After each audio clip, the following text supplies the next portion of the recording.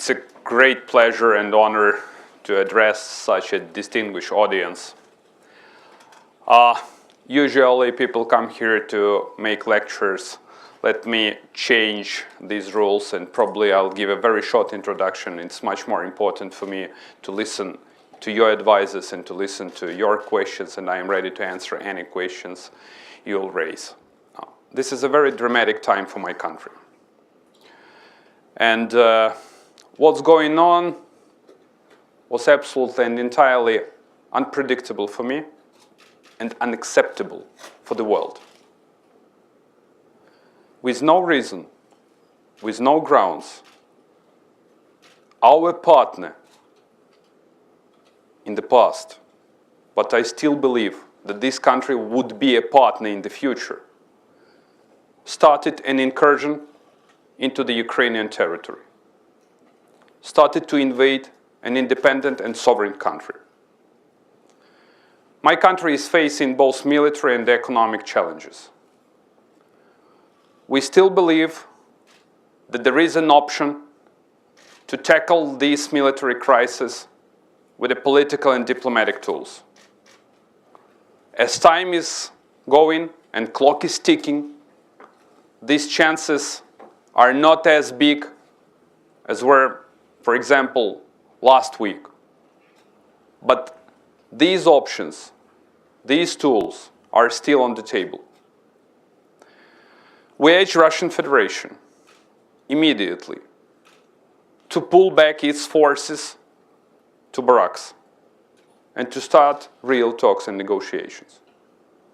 We as a new Ukrainian government are ready to hold an open dialogue how to tackle this dramatic crisis of the 21st century.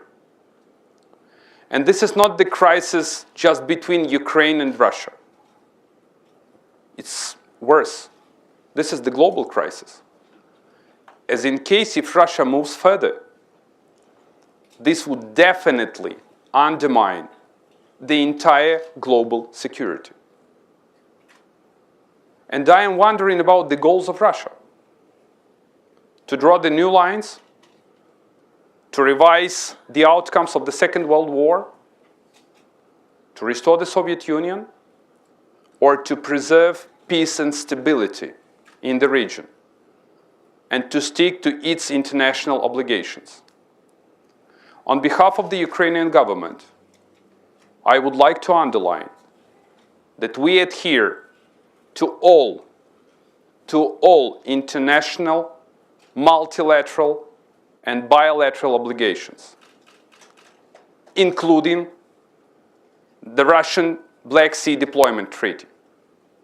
But we urge Russia to stick to its conditions and to execute the international obligations. We are facing an ongoing economic crisis, which is the consequences of a rampant corruption of the former president and of the former government. And we do believe that the talks that we resumed with the IMF would successfully accomplish. We fully realize that the IMF program is not a sweet candy, but on the other hand, my country desperately needs real reforms to stabilize Ukrainian economy, to overhaul the entire financial sector, and to move further in terms of economic success and economic prosperity. We relaunched and restarted negotiations with our European partners. And we command a strong and solid support of the American people that you demonstrated to the Ukrainian people, of all EU member states, heads of governments and presidents, that they made in their statement last week, saying that Ukraine is to be a sovereign, independent country. And I'm sure that next week, Ukraine is to sign a political part of the association agreement and to make a very solid and strong step in order to make Ukraine an integral part of the European Union. What's at stake today? The future of my country and the freedom of my people. It's all about freedom. And we want to be very clear. We will never surrender. We will do everything in order to save the country, in order to save my people, and in order to have my country as an independent one. We heavily rely on the support of the Western world. And we do get this support. And we do understand that it's up to Ukrainian people to shape our future. The new Ukrainian government is ready to deliver changes. We are ready to implement reforms. But you can't do it having Russian tanks and Russian soldiers on your soil. I'm still very optimistic. I'm still very optimistic because you always need to believe. And I believe that we will find the solution, that we will tackle this crisis, and that we will do everything to make Ukraine a prosperous and pro-European state. Ready for any kind of Q&A? So let's go down to business.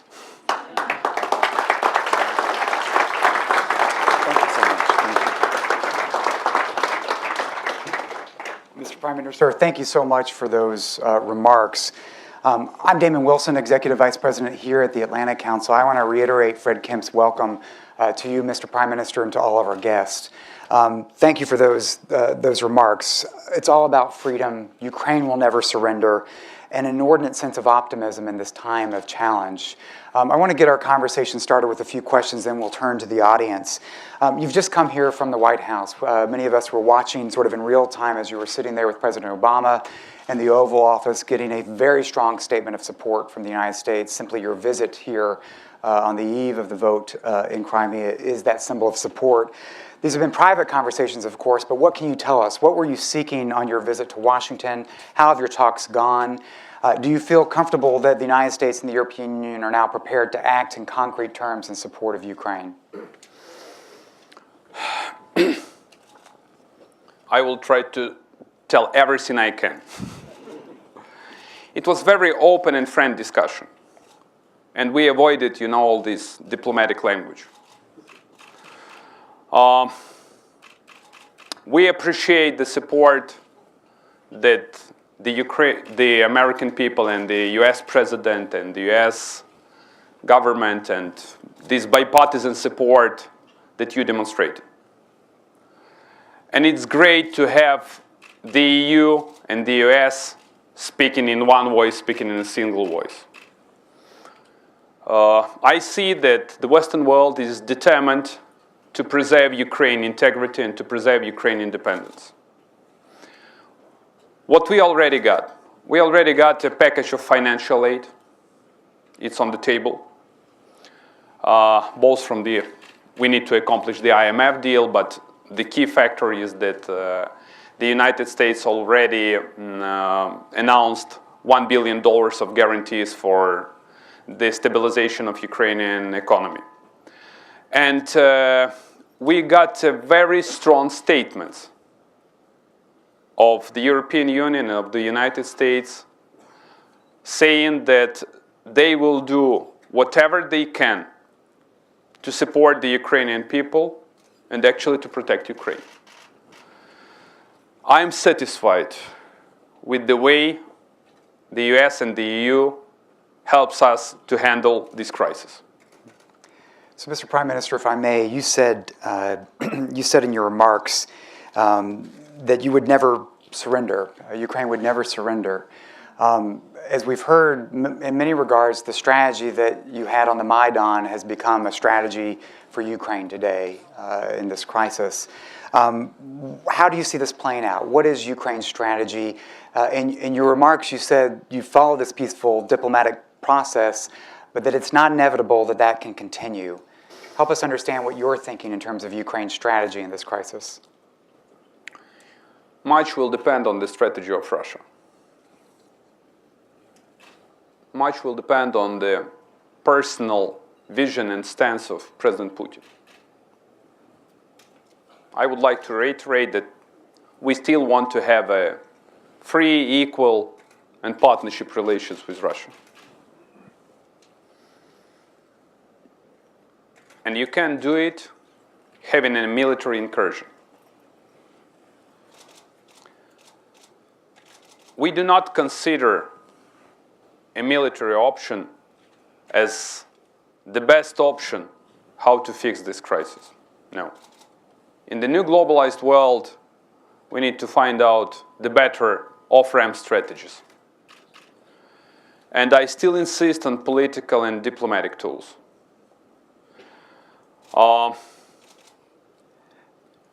What is the best strategy? The best strategy is to sit and to negotiate. What is the best approach for Russia is just to stop and to calm down. So what do you think President Putin's strategy is? What are his goals vis-a-vis Ukraine? How far is he willing to take this? And is his calculation affected by what's happening in Brussels and Washington today? It's better to ask President Putin, because it seems to me that he's the only person who knows. But there are different case scenarios. You know, that they made this incursion on the artificial grounds, saying that Russia decided to protect Russian-speaking minority. And I was absolutely astonished with this. And that's not only because my wife speaks Russian. She doesn't need any kind of protection. And my kids too. We as a new Ukrainian government will preserve the rights of all minorities, including Russian-speaking. And you probably know that in the first days of the new house, not new house, of the new government, a law on the languages was repealed, but an acting president decided not to sign this law. And it means that Russian-speaking minority is under the full, entire, and comprehensive protection. So no grounds at all. Another reason was so-called anti-Semitic.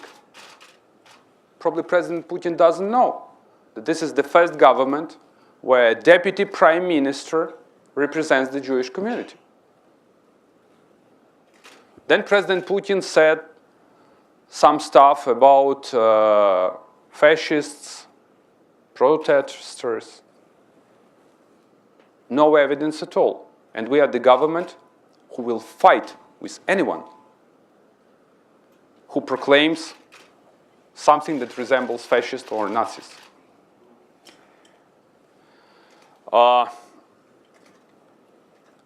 The first scenario for President Putin is to take over Crimea in one or another form. But he can move further. And they definitely have another case scenario, how to grab and to take over entire Ukraine, including the Ukrainian capital. Again, it all depends on his personal goals. You probably do remember his speech a few years ago saying that the biggest disaster of the last century is the collapse of the Soviet Union. I will say that the biggest disaster of this century would be the restoring of the Soviet Union. Thank you, Mr. Prime Minister. I think that's actually an important statement. Let me ask one last question, then turn to the audience. I've just come back from Kyiv, and in meetings with government, with civil society, walking through even the streets of the Maidan today, you feel an incredible sense of unity, steady resolve, that folks recognize Ukraine's in a crisis and need to come together. But we first had the opportunity to meet in the heady days of 2004, 2005. How is this time different? You recall back then that great optimism was undermined as infighting undermined unity, as political jockeying challenged the efforts of actual good governance. How is this time a different opportunity for Ukraine? How do you get your task right? Very different, I would say. Because look what has happened. The previous regime killed 101 innocent people. The death toll is more than 100 people. For what? For their fight to have the free country? For their freedoms and liberties? So the revolution of 2004, it was a peaceful one. The revolution of 2013 and actually 14, in 10 years, this was the revolution with the blood stains on the jacket of the former president and the former government. And sentiments are very different. But on the other hand, people are very united. People have shown their courage and their determination to fight for the country. And this is really the great sign for this country. We have not just the territory after this revolution. We have the country, and we have not just the people, but we have the nation. And this is the outcomes. Thank you, Mr. Prime Minister. There are a huge number of folks who are quite interested in your country, have been working on it for a long time. So let me turn to the audience. I'm going to ask, as I call on you, take the mic. We'll start right here, to this gentleman. Yes, please. Please introduce yourself. Your affiliation, and ask a quick question, please. The Prime Minister is on a tight schedule. We want to try to get as many questions in as possible, please. Go ahead. Michael Gordon, New York Times. Sir, you said you're interested in a political solution with Russia. Could you elaborate a little bit your vision of what a political solution might look like? And also, under what conditions, what circumstances might there be a referendum in Crimea or Ukraine nationally as part of that political solution? Thank you. Thank you, sir. So, first we need to start the dialogue and negotiations. If it's about Crimea, we as a Ukrainian government are ready to start a nationwide dialogue how to increase the rights of Autonomous Republic Crimea, starting with taxes and ending with another aspects like language issues. We are ready to start this dialogue, but the constitutional one in the Ukrainian parliament, having everyone sitting at the table, discussing every single issue, and making each step in the constitutional manner. You mentioned this so-called referendum. This is the pre-ordered referendum with an expected result. It seems to me that they already cast the ballots. There is no legal grounds for this referendum at all. What we need to do, we need to pass a law in the House which allows so-called local referendums. And only afterwards, this referendum could be a constitutional one.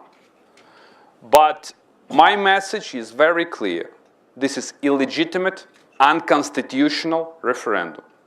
There is no legitimate government in Crimea.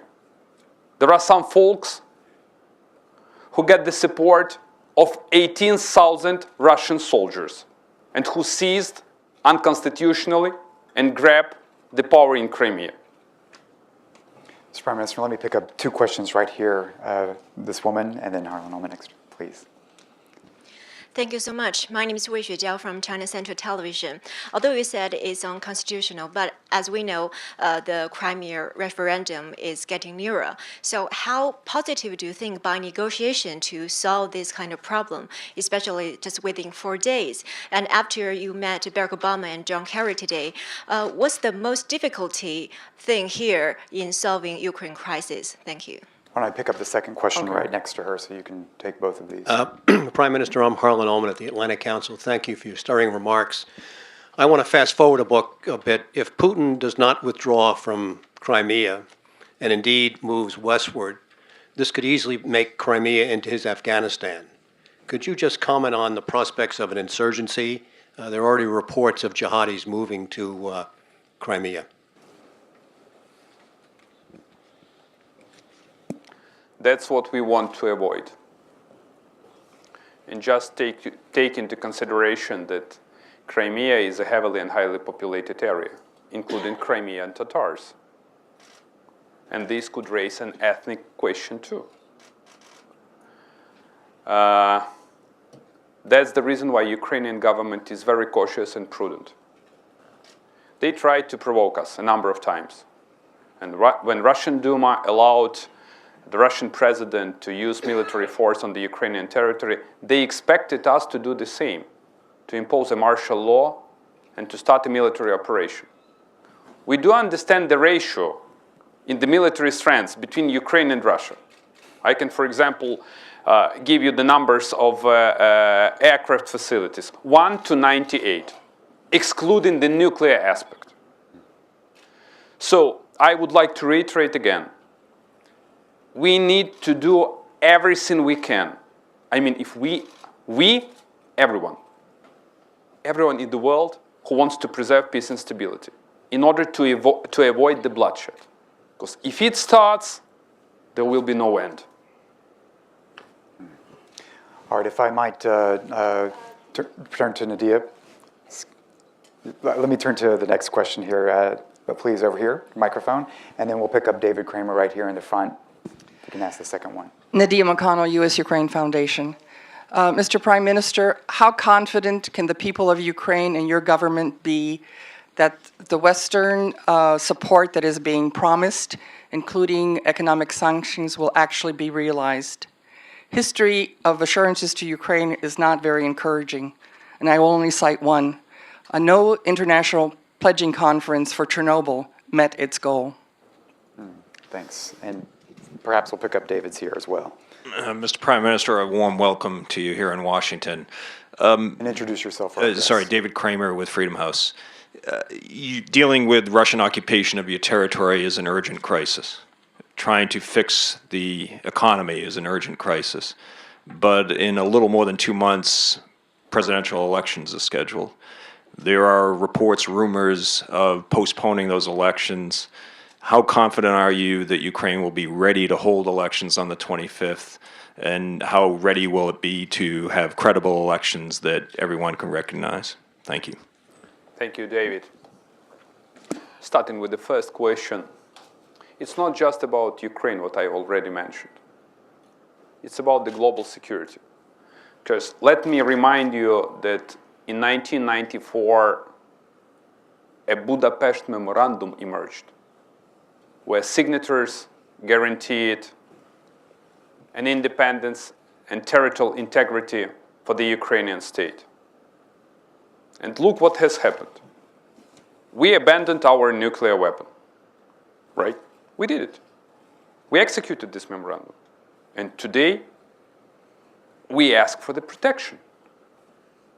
If we don't get this protection, tell me the way how the world is to reinforce or ask another countries to stop their nuclear programs.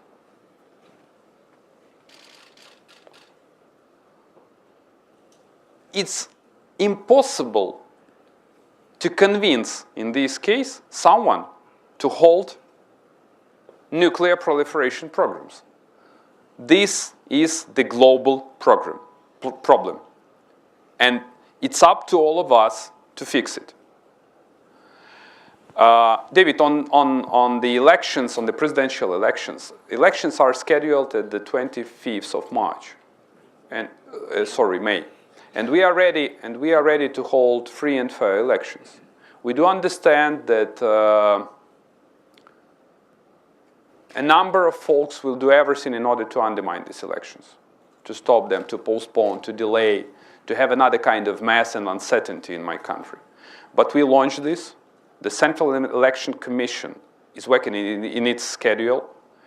We amended the state budget, so we are ready to hold free and fair presidential elections. We asked in international observers to observe these elections, and I still believe, not just believe, I'm sure, that elections are to be held as scheduled, and that on the 25th of May, the new president will not the new president, but on the 25th of May, we will have a clear picture who is to be the new president, because this is a two-round elections and the horse race in another 2 weeks. That's right. That's right. Let me take two questions up front, and then I'll move to the back. Please, with the mic right here in the second row, George and Ambassador Gashidze. George Shapivsky, private individual. I'd like to first congratulate you on rising to the challenge of this situation, which poses a risk to Ukraine, obviously. And you and your government and the people as a whole have obviously risen to this challenge with great fortitude and conviction, because you and the nation recognize the risk.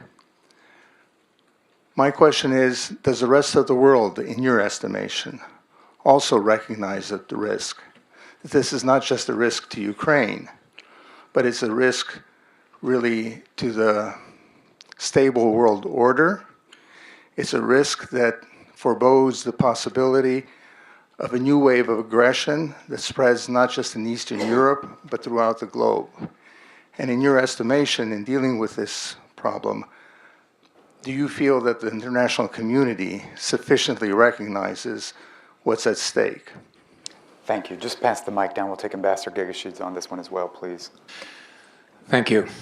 Mr. Prime Minister, first of all, I would like to express my sympathy and support on behalf of my government to just cause for the sake of the united and democratic Ukraine. And just for our audience, Ambassador Gashidze, Ambassador of Georgia. My question is, obviously, what we are witnessing these days is not the first instance when Russia is violating international law to the end of the Cold War. 5 years ago, on the smaller scale, but still the similar events happened in Georgia. So my question would be, what are the lessons learned on one hand for your government in order to navigate in these very difficult circumstances? And on the other hand, what are the lessons to be learned by international community from the events back in Georgia to be more effective in this case, in this crisis? Thank you. Why don't we take those and then I'll move to the back, so please. Thank you for congratulations. Some folks sent me condolences. But again, I am still optimistic. We are ready to sacrifice, my government is ready to sacrifice its political capital in order to tackle this crisis, and me personally too. You were even referred to the task as a political suicide. Oh, sometimes it happens.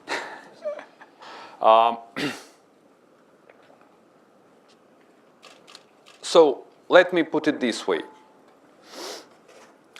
On the conflict that emerged in 2008 in Georgia, these are the implications of Bucharest summit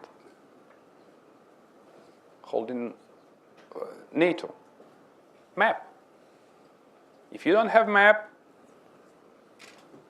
you have something else, like military aggression. And this is the dramatic lesson for all of us. And we need to articulate a real response to this kind of situation. And let's be frank, there is no clear-cut response. We are trying to find a way out, how to handle it. But the collective bodies that are responsible for the global security are not as efficient as they have to be. In this way, I used a very diplomatic language. With that, let me move to the back. I want to pick up Jackson Deal, this woman right here, and then Anders, please. Jackson, please, the mic in the back. Two last questions. Okay. Yes, this will be our last round, please. Jackson Deal, Washington Post. The EU and the United States are talking about adopting additional sanctions on Monday or early next week if the referendum goes forward. Is the government of Ukraine contemplating any sanctions towards Crimea? And in particular, are you planning to continue the provision of water, energy, and other imports to Crimea? Jackson, why don't you pass the mic down to this woman on the row? We'll pick that up. Alena Taranova, Public Television Slovakia. Mr. Prime Minister, we would like to know what kind of actions do you expect in next week from your neighboring countries like Slovakia, Hungary, Romania, and Poland? Thank And you. let me take the final question here from Anders, please. Anders Åslund, Peterson Institute. Thank you very much for a very impressive statement to us today, Mr. Prime Minister. We really wish you all the very best. And on that line, what is the wish list with regard to national security that you would put to the United States and the European Union today? Thank you. On our ability to provide water and electricity to Crimea, I want to be very clear that Crimea is an integral part of Ukraine. And we will do everything in order to deliver food, water, electricity to our people. Because this is our territory and they are our citizens. On the European side, we expect that on the 21st, Ukraine is to sign a political part of the association agreement, and this is the best reply and the best answer what kind of contribution the EU could make. The EU already made a statement that they will unilaterally apply an economic package from the DCFTA, and this would substantially support the Ukrainian economy. What is the best way to reform the country is to stick to the political association agreement and to execute everything what's written in this deal. And the last question, what we ask for, I already unfolded everything. We need to act boldly, wisely, and strongly. And to use all tools that are acceptable to tackle this crisis. The US is a powerful country. The EU is a very strong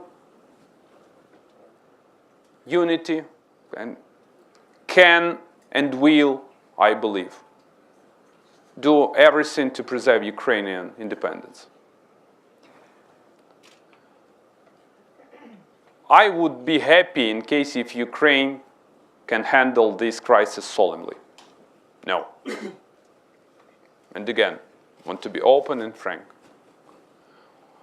We are not as powerful and we don't have enough capacity to withstand. But if we speak in one voice, if we act in concert, we can save my country and preserve peace and stability in the region. Thank you very much, Mr. Prime Minister.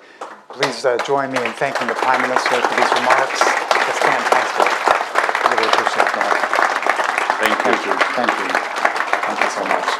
All right, so we'll escort you out.